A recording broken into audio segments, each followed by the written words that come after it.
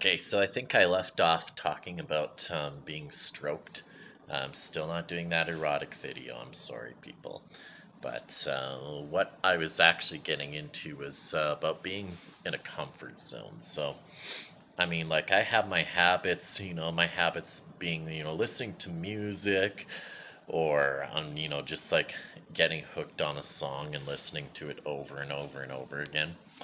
And like going to coffee shops and sitting down with a book or maybe trying to do a little bit of writing.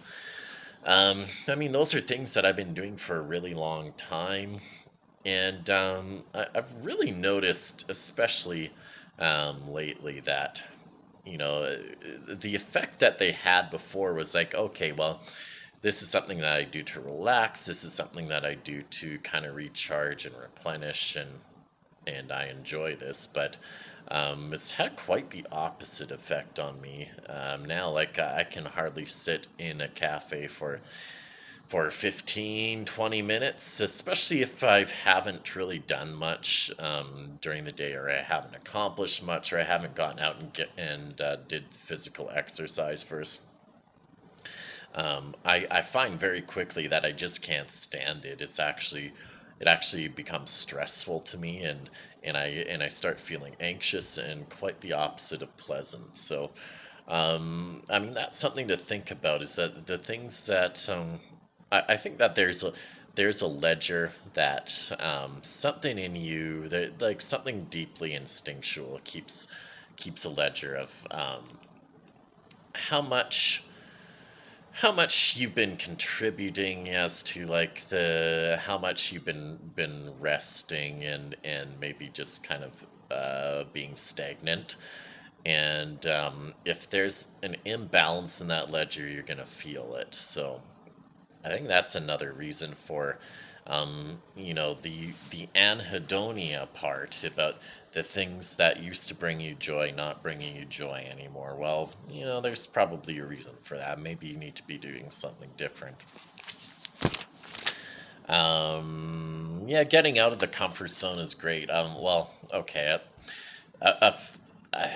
Two objectives of mine this year were to get out and do these two particular physical activities. One was getting in a kayak, because I've always dreamt about doing that and I've never done that before, and I just think that that would be great. I have a kind of a romanticism about being a voyageur, and I think it really gets to my French Canadian roots, and I would like to do that. But also rock climbing, because honestly, heights has always been kind of a thing for me, and a big thing to get over. And I had a revelation, actually. It was one time, I was at this new production facility that my company Uproot had built. I should have mentioned my company's name. I would smear their reputation. This crazy guy making videos, but anyway, it doesn't matter. So this facility, they used to make the food that would go. It was like a calf. I don't know, like a yeah, food production facility of that. They would make the meals that would go onto the airplanes. But it's not being used for that anymore, obviously. So it's a mostly empty facility. We're going to use it as a production facility, but we haven't built it up to that point yet. But I remember going there right before Christmas on a cold day, and we have two young interns working with us.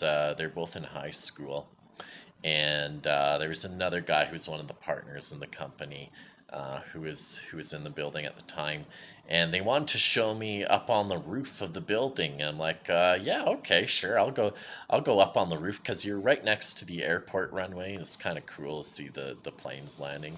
But I was expecting to go up this safe staircase, but it wasn't a safe staircase. It was one of them step ladders that go way, way, way, way, way up this like tunnel, right up to the top of the roof. And I was looking up there like, oh God, that's pretty high. And of course, the kids 17-year-old guys there, they're just climbing up like it was nothing. But, I've had experiences. I fell down the stairs and hit my head really bad when I was a kid. So there's that in my past. So there's I have excuses, all right.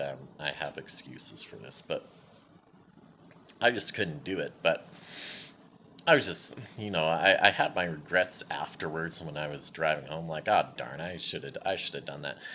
And I really feel that if I had done that, I would have felt like a type of elation, that would have been transformative. That would have really just changed my state and opened up new possibilities for me. I know it seems like something simple and maybe trivial, but I didn't feel like it was, and that's the reason why I want to do rock climbing, and the point is just, do things that are out of your comfort zone, because that's a great way to help you break the patterns, because you're not going to think your way out of them, and you're not going to get out of them the way that you've been going along. So what's another one?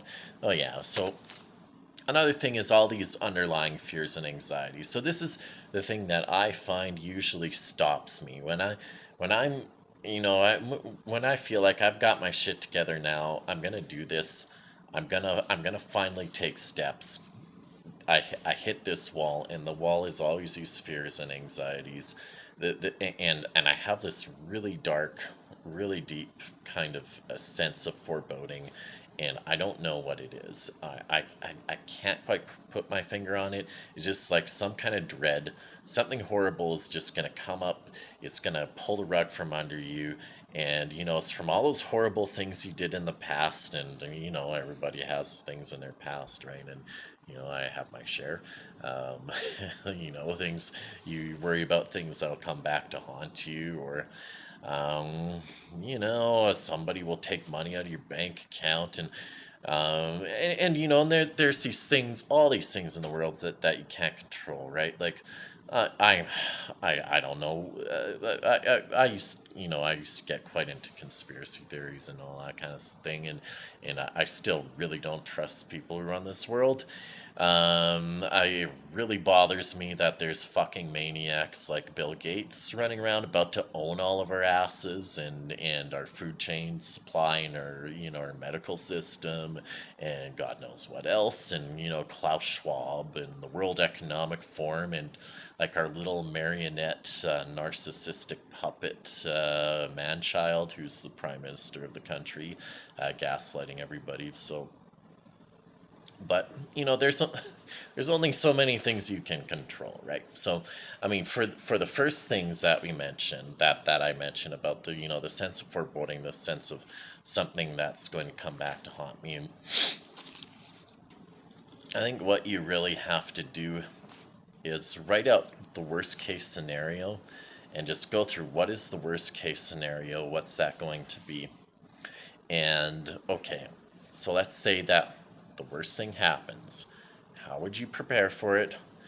How bad is it really going to be? And then you could say, well, how likely is this actually going to be?